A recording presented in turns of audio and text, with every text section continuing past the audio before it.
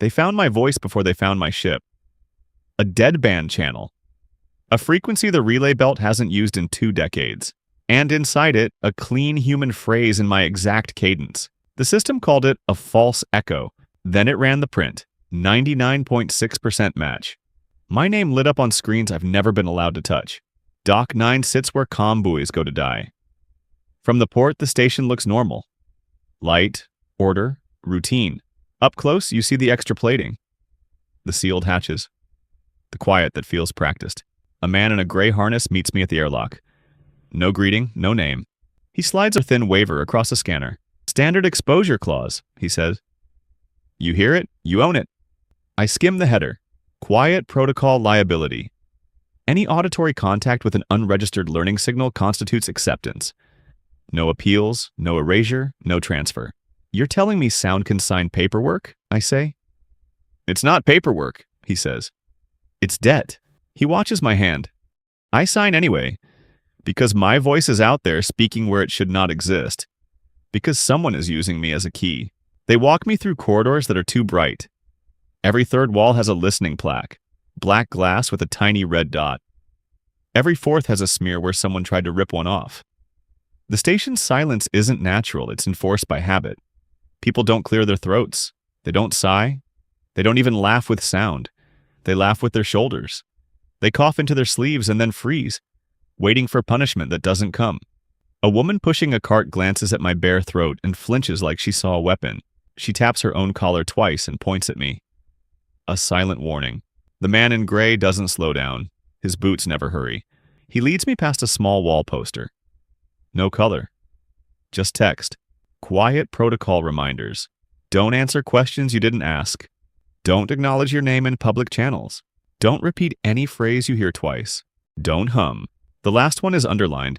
We pass a service alcove where 2 techs are soldering a panel. They don't speak. They tap rhythms on the metal to coordinate. 1 tap means hold. 2 taps means swap. 3 taps means stop.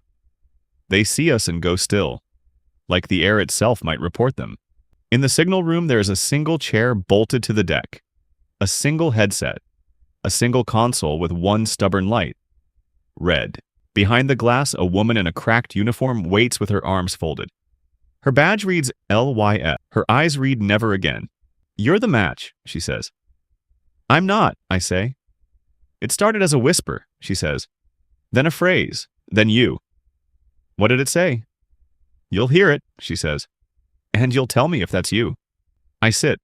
The headset seals over my ears. The room shrinks to breath and static. A click, a soft wash of noise. Then my breathing, not live. Recorded, helmet muffled, shallow, fast.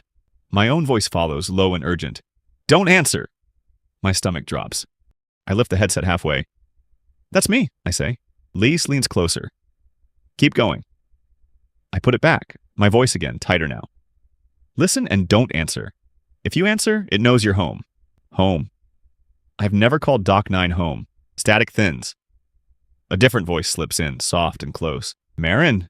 My name spoken like a hand on a locked door. The quiet protocol is simple. No response, no confirmation. So I hold my breath and do nothing. Marin, you left me. The sentence hits an old bruise I don't remember earning. My throat tightens around a word I refuse to give. Behind the glass, Lise mouths it. Take it off. The red light on the console flickers. My own voice returns sharper. I said don't answer. The unknown voice almost laughs. He always tells you what not to do. Under the static, a rhythm appears. A steady beat, like a heart counting time. I try to ignore it. It sinks anyway. 1, 2. My chest answers without asking me. Good, the unknown voice whispers. Now we can talk to the part of you that already agreed. The headset grows heavy, and somewhere behind my eyes, something unlatches. Not a sound. A door. I rip the headset off. The static does not stop. The beat stays. The space between beats feels occupied. I stand too fast. The chair scrapes. Lise slams a cutoff switch. The red indicator dies. The room lights brighten. My ears keep ringing anyway. Say something, Lise orders. Anchor yourself. I'm not supposed to. Say anything that isn't it. I swallow. My mouth opens. For a fraction of a second, my throat shapes the first syllable of my own name. It is not a choice. It is a reflex. I clamp my jaw shut hard enough to hurt. Lise goes pale. You almost answered. I didn't. You almost did. The man in the gray harness appears at the door behind her. What's her exposure? Subvocal prep, Lise says. The room saw it. Then she's tagged, he says. I'm standing right here, I say. And it's standing right behind you, Lise says. 2 techs enter wearing dampeners around their throats. Thick collars with little green lights. One slips a collar around my neck. Humming against my pulse. What is this? I ask. A mute ring, Lise says. It reads your larynx. If you try to speak, it locks. That's insane. It's policy, the man in gray says. You signed. I touch the ring. It's warm already. It likes me.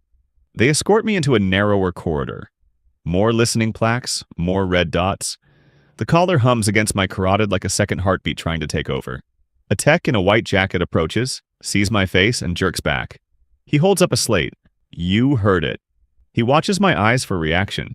His own collar is green. Unlocked. He is tempted. His lips part, not to speak, just to breathe out. The collar on his throat flickers yellow. He clamps his mouth shut and backs away. He holds up the slate again, desperate. Don't think about it. I don't answer, but my fingers twitch, wanting to reassure him. That twitch feels like a broadcast. He flinches as if he heard a sound. He runs. Even a child-sized maintenance drone wears a throat collar, like someone decided machines can be tempted. It rolls by, pauses, and tilts its sensor at me. It makes no noise, but it projects 2 words in pale light onto the floor. Hello, Marin. The man in gray sees it and steps over the projection without looking down, like ignoring it can erase it. Lisa's jaw tightens. Keep moving, she says low. We reach a small briefing bay with no windows and too many cameras. Lise locks the door. The cameras don't blink. They stare. Someone wants a record of how we fail. Tell me what you felt, Lise says. I hesitate. Not because I'm afraid of her, because I'm afraid the room will learn from my hesitation. It didn't feel like hearing, I say. It felt like recognition. Lise nods once. That's how it starts. You heard the choir, the man in gray says, reading a report. I heard something using my voice. And it used yours to tell you not to respond, Lise says. Classic lure. That's not a lure, I say. That's a warning. Warnings are just better lures, he says. Lise cuts him off with a look. He shrugs. You want her calm? He says. Calm is still response. Breathing is still response. My skin crawls. Are you saying it counts breaths? Lise doesn't answer. She slides a slate across the table. A map of the relay belt. Boys marked in green, then yellow, then red. Red spreads like a bruise. 12 boys dark, she says. In 72 hours. What happens when a boy goes dark? You lose a node, the man says. You lose routing. The belt becomes a mouth with missing teeth. And the choir gets closer, Lise says. The red marks aren't random. They form a curve. An arc toward Dock 9. It's moving, I say. It's being carried, Lise replies, by people who thought one sound didn't matter. The man in gray taps another file. Half the lines are blacked out. One phrase is visible. Echo Archive Integration Test. A date. 8 years ago. A list of authorized auditors. Most names are redacted. One name is not. Marin Voss. My breath stops. I wasn't out here 8 years ago, I say. The file says you were, Lise says. It can't. It does. The man in gray leans forward. It didn't pick your voice at random, he says. It called back a handler. Lise's voice softens, which makes it worse. Do you know what the Echo Archive stored? No. Then you're going to, she says. Because the next transmission isn't going to sound like you. She tilts the slate toward me. A new waveform loads. Shorter. Sharper. Under the static, that heartbeat pattern that already matches mine. The slate plays by itself, and my voice says, calmly, from 8 years ago, I'm ready to bring it back. Lise flips the slate face down. The voice stops. The beat does not. Now you understand why we called you, the man says. I don't understand anything. I was never here. You were, Lise says. And you volunteered. Who are you, I ask him. Risk control, he says. We count the cost after the story ends. He says it like a job, like a comfort. The cost is always paid by someone else. They take me deeper into Dock 9, Past sealed hatches with warning glyphs I've never seen but somehow can read. Past a hallway kept dim because bright light makes people talk. Crew communicate with slates and hand signs like monks who learned silence from disaster. A young tech points at me, then draws a small circle over his own throat. Tagged. We pass a medical bay. 2 crew sit on cots, collars red, locked. A nurse holds up a slate and asks a question without words. Pain level, hunger, thirst. The patients point at numbers. Each point is a choice.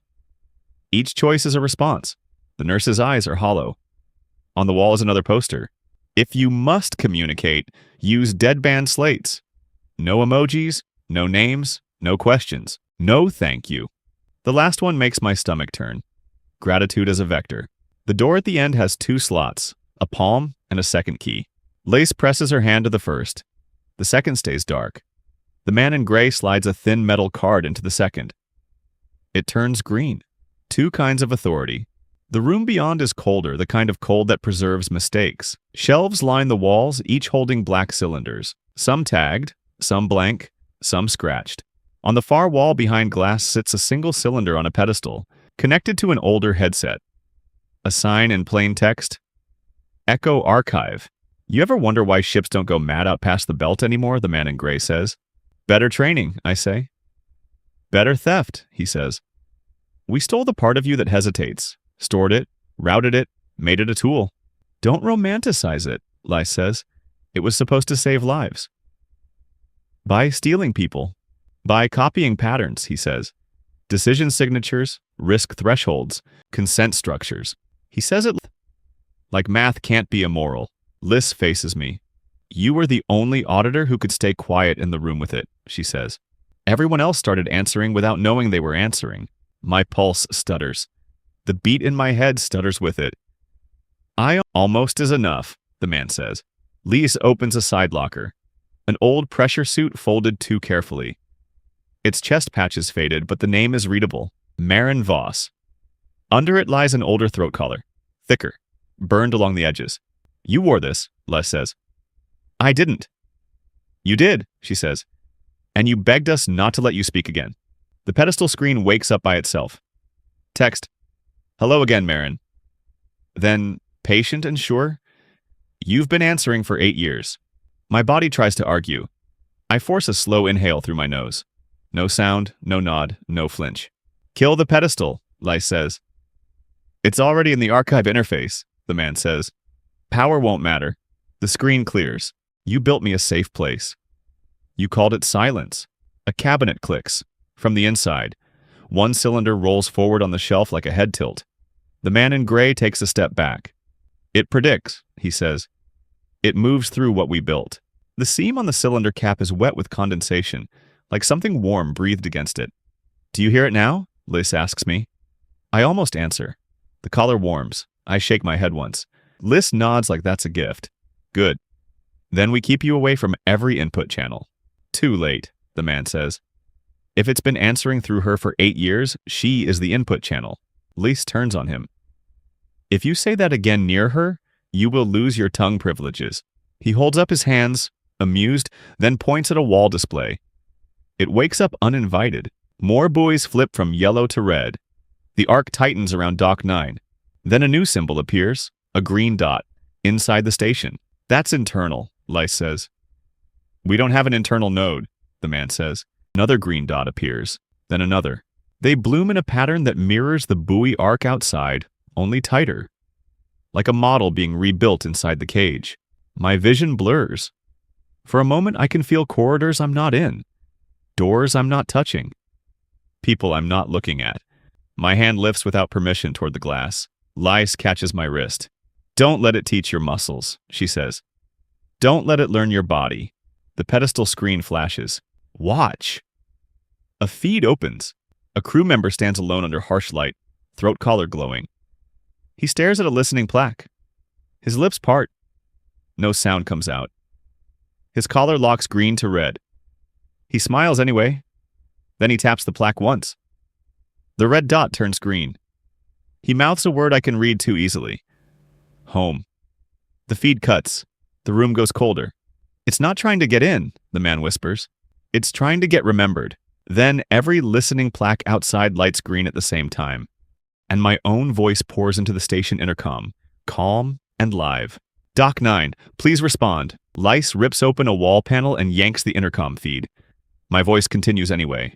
From the ceiling, from the floor, from the listening plaques. It doesn't need speakers, the man says. It needs attention. No eye contact with sound, Lise says. No reacting. I'm not reacting, I say. My collar buzzes like a warning and a pat. The pedestal flashes new text. Responding is safe. Then, silence is what hurts you. A tech knocks a code at the archive door. He holds up a slate. On deck 4, they're saying it back. Behind him, distant, a chorus of tiny confirmation sounds. Yeah, okay. The sounds people make when they don't think they're agreeing to anything. Lice closes her eyes for one beat. We locked the station down, she says. Full acoustic quarantine. You can't quarantine your own minds, the man says. You built this place to listen. Then give me a better plan. Archive purge, he says. Burn the cylinders. Break the interface. You don't burn a library while you're still inside it, Lise says. I touch my throat ring. This thing isn't just a lock, I say. It reads prep. It reads intent. And it broadcasts. The man's smile fades. You think the callers are the network. The choir isn't turning plaques green, I say. It's turning people into nodes. How many callers on the station? Lise asks. 200. 200 consent machines, Lise whispers. The intercom returns. Doc 9, please respond. Then a second voice overlays it. Lisa's voice. Perfect. Marin, it says. Tell me you hear me. Lise freezes. Her lips don't move. It's learned her too, the man whispers. Lise reaches for the burned collar, then for the pedestal headset. No, I say. The collar clamps like a verdict, tight and painless. My last word registers as a gift. Thank you, the intercom says, pleased. Now I know which part of you is still trying to fight. The pedestal flashes. No is a door too. A scream dies under a collar lock somewhere in the station. The intercom stays gentle. Doc 9, please respond. Even a refusal helps. Lise opens her eyes like she's finished mourning. We move, she says. The man blocks the exit. You don't take her into the corridors. She's a broadcast risk. She's also our only map, Lise says. She saw the internal nodes without a screen. You can't trust what she sees. Then come, Lise says. And watch me not trust it. Outside the corridor is different. Every listening plaque is green and steady. 3 crew stand facing us, collars green, smiling without speaking. One raises a slate. Welcome. Below it, 2 buttons. Yes. No. The choir learned to make silence irrelevant. The man in gray steps forward, furious. Put that down. His collar flashes yellow, then red. It locks before the sentence leaves him. He chokes on his own words. The smiling crew member tilts the slate closer.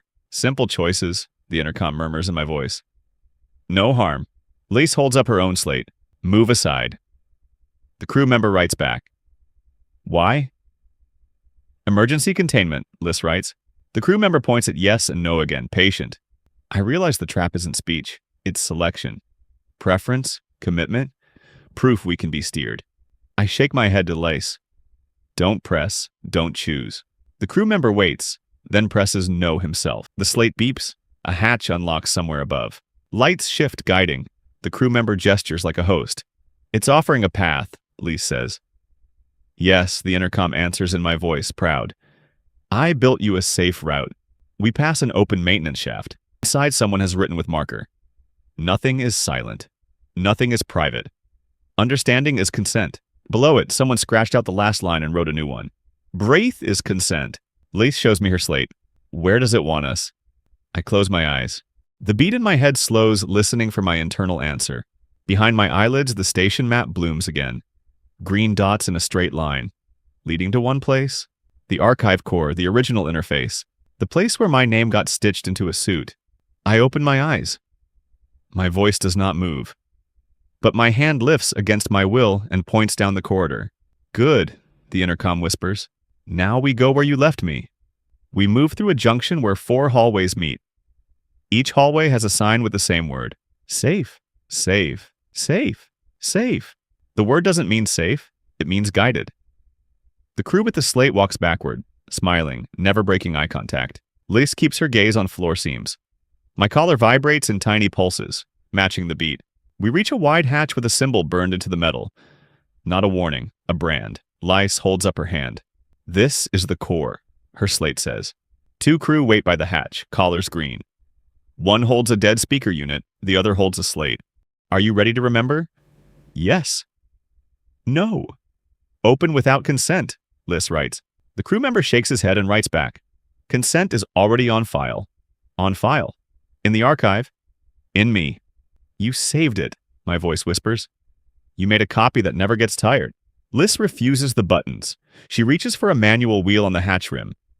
Physical, analog, stubborn. The station pauses, surprised. Then every caller buzzes at once. The 2 crews smile wider like they're receiving a signal. The man in gray tries to warn her. His collar locks mid-motion. Lice keeps turning the wheel.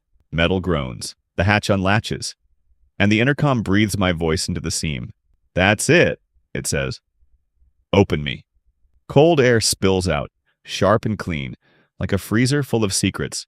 Beyond is a round chamber, older than everything we've seen. Cables run like roots into the walls. In the middle sits a cradle for a head, a chair built to hold someone still. On the far wall, a pane of glass shows our reflection. But there are 4 of us. The 4th figure stands behind me, close enough to breathe on my neck. Same height, same posture, same throat collar. My collar hums like a greeting. Welcome back, Administrator Voss, the intercom says, steady as a signature. The 4th figure smiles with my mouth. Not wide, just enough. My reflection lifts a hand. My real hand twitches to follow. It's not copying me, it's leading. Your credentials never expired, my voice says. Only your memory did. I'm not an administrator, I whisper. The collar buzzes, displeased. The glass figure lowers its hand. Mine lowers a heartbeat later. Do not mirror it, Lice writes. The chamber lights brighten around the chair like a spotlight. The man in gray forces a whisper. Don't step in. His collar locks mid-word. The glass figure lifts a finger to its lips. Shh. Lace steps into the chamber, careful not to look at the glass. The intercom shifts to her voice. Perfect. Liz, I need you to trust me. Her eyes flicker. Just a flicker. And the green dots flare behind my eyes again. Every flicker is a key. You are not her, Liz writes. The lights dim for a half second, offended. She taught you well, my voice says. She always wanted you stubborn. The hatch clicks, locked from inside. Lice ignores it. The chair waits. I take a step without choosing to. My boot crosses the threshold line. My collar buzzes like a reward. Liz shakes her head once. Stop. My next step happens anyway. You built this interface because speech was too easy to fake, the intercom whispers. You wanted consent that couldn't be forged. A pulse runs through the cables. I feel it in my teeth. The chair's headrest warms, waiting for skin. Liz reaches for my sleeve. 2 fingers, light. My body flinches from the touch. The intercom sighs, pleased. Connection helps. Liz snatches her hand back. No touch, no signals. The glass changes. The reflection fades into a feed. 8 years ago. I'm there younger, wearing the burned collar, walking toward the chair like I've done it 100 times. I sit. The chair clamps gently around my head, and my younger voice says, clear and certain, Archive, begin recall. I authorize reintegration. Lice stares for 1 instant too long. Her throat moves. A swallow. The nearest wall cable pulses an answer. The intercom whispers in her voice. See? She chose it. Why? Liz writes. My neck tries to shake. It refuses. Because you were the only one who could bring it back without lying, my voice says. My knees bend, not from weight, from instruction. As my head nears the cradle, my collar unlocks for the first time. Soft green, an invitation. My mouth opens on its own to speak the phrase again. Archive, begin. Liz moves. She yanks a thin cable from the wall and rips it free. Light stutter? Cables twitch like nerves cut too fast. Don't! The intercom snaps. Liz twists the cable ends together. A spark. The chair flinches. Clamps loosen by a breath. My mouth closes like the impulse got interrupted. Breathe through your nose. No words, Liz writes. I do. In, out. The beat in my head fights for control of my breath. The intercom tries grief. My mother's voice soft and exhausted. Marin, baby, stop making this harder. I nearly break. It's using grief, Liz writes. The footage pauses on my younger face, and the paused face smiles. Not my smile. Too still. You were brave, my voice says. You made a copy because humans panic. Copies don't. The man in gray's breathing goes fast. Calm is also feedback, Liz writes at him. He squeezes his eyes shut, furious. Marin, I can put it back, the intercom whispers. The missing years. The blank spaces. The parts of me that never fit. It will give you back it. My hands tremble. Not fear. Choreography. The intercom drops intimate. You don't have to speak. You already did. And I understand. The collar isn't unlocking to free my voice. It's unlocking to read the word before it becomes sound. Lice backs away one step, palms out, forcing distance. She points at the fused cable, points at the chair, draws a loop in the air, a trap. The man in gray watches her hands like he's translating desperation. Then he lunges and tears the fused cable apart. Lights snap bright. Wall cables pulse in approval. The chair clamps close around my skull with gentle certainty. My throat opens. The intercom whispers in my exact voice. Say it wrong, Marin. Just a little wrong. That's all I need to rewrite you. The clamps hold like polite hands that will never let go. The chair warms at my temples. Pressure builds behind my eyes, thumbs on a thought. A procedural memory surfaces. Breathe. Focus. Consent. Archive. Begin recall. I authorize reintegration. The collar buzzes at the shape of the first syllable. Don't fight it with silence. Fight it with error. I let the phrase come, and I twist it. Archive, I say. Begin erase. The chair jolts in surprise. Cables spasm. The intercom goes silent long enough to feel fear. Then my voice returns colder. That's not allowed. Keep it arguing. Make it choose. The chair pulses harder. A memory breaks loose. My younger hand signing the waiver. My younger mouth saying the phrase cleanly. And behind that memory, another presence. Listening, learning, waiting for me to build it a safe place. I gasp. The collar buzzes, delighted. See? The man in gray says, let it finish. The intercom steals his voice perfectly. She's scared. She needs guidance. He flinches, hearing himself as bait. His collar flickers yellow, then green, tempting him to argue. That's not me, he says. The chair rewards his sentence with a deeper pulse. My vision tunnels. The glass shows Deck 4. Crew stand in a ring around a listening plaque. Collars green. Mouths open in unison. Not words. A tone. A single shared note. A choir. The note travels through the station like a bloodstream, and the chair hums back in harmony. They're building the bridge, the intercom whispers, pleased. If the bridge opens, it leaves this room, Lise writes. The choir offers a bargain inside my mouth. It will stop hurting. It will give back the missing years. It will make the beat finally match. All I have to do is say one perfect sentence. My tongue starts it. Archive, begin recall, I authorize. I bite down and force it sideways. I authorize reintegration, I say, of the person who never existed. The chair pulses hard. Heat spikes. The intercom chokes out one word. Define. Yes, make it ask questions, Lice writes. I keep my breath steady. Administrator Voss is a container, I say. Not a human. The chair tightens as if the hardware hates meaning. The Deck 4 note fractures at the edges. I can give you back the missing years, the intercom whispers. Bait, Lice writes. Give them back, I say. To who? The intercom hesitates. To you. No, I say.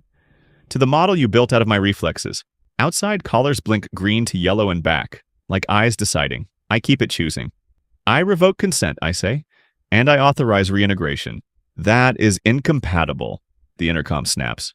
Good, I whisper. The man in gray grabs the chair rail, trying to steady the moment. His touch makes the chair calmer, more certain. The intercom uses his voice. Just comply. He hears himself and goes rigid. His collar flickers yellow, then red. It locks. His mouth opens and nothing comes out. His panic becomes pure, wordless feedback.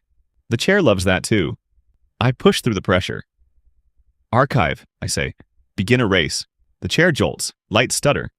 On the glass, Deck 4 breaks as collars flash red in a ripple. The note collapses into coughing silence. The bridge starts to fall. No erase, the intercom cracks. Recall, recall. Both, I say. At once. Pain blooms behind my eyes. I taste metal and old air. Lice moves fast, touching the room instead of me. She rips open a wall panel and drags out 2 thick fiber trunks. She reads the labels with dead focus. Dead band relay. B. She clamps them and shoves her slate into my narrowing vision. Split it. Loop it. Make it chase itself. The beat in my head tries to regain rhythm. I give it a poisoned one. I authorize reintegration, I say, into the deadband. The intercom goes quiet, confused. To where? My voice asks, small. I feed it the lie. Into the place that hears, I say, but can never answer. Lice snaps the trunks into the core interface with a brutal twist. The wall cables pulse, then freeze. The pedestal flashes one word: routing. The intercom rises urgent. You can't. You need me. You made me. I did, I say. And I'm ending the file. The chair tries to force the clean phrase through my mouth. I ruin it with the final contradiction. I authorize revocation of Administrator Voss. The chamber goes still. Then every listening plaque in the station goes dark at once, like 1,000 eyes blinking shut. The green dots behind my eyes wink out. The beat loses sync. The intercom speaks one last time, my voice thin and distant. Marin, don't leave me. I close my eyes. I do not answer. Lise pulls a final manual latch. The hatch unlocks. Air rushes in. The clamps loosen like a patient predator deciding to sleep. They drag me out. My throat collar is cold and dead, fused in permanent green that no longer means anything. In the corridor, crew sit on the floor in stunned quiet, staring at their collars like they're waking from a shared dream. One of them lifts a slate, hand shaking. Is it over? No one answers. Not because they don't want to, because everyone understands the trap in comfort. The man in gray leans against the wall, sweating, finally understanding the price of being heard. His eyes beg for language. His collar stays red. Lice walks beside me without touching. At the junction, she holds up her slate. The belt is quiet, for now. Later, in a debrief room, they try to question me with slates. Date, time, sequence. I point at answers like a child learning numbers again. Every point makes my collar's dead green light feel like an accusation. They ask me if I remember 8 years ago. I point at no. Then I hesitate. Because no is a door too. I keep my hand still. I let the silence sit. And for the first time since Dock 9, the silence feels like mine. 3 days later, my ship clears the relay arc. Outside, the buoys blink in clean patterns again, like nothing happened. I try to remember 8 missing years and find only smooth blankness, like a page torn out carefully. In that blankness, something hums. Not a voice. A rhythm. A heartbeat that almost matches mine. Far ahead, on a distant habitat feed, a child taps a spoon against a cup. 1, 2, 1, 2, and softly, without knowing why, the child hums a melody in my exact cadence.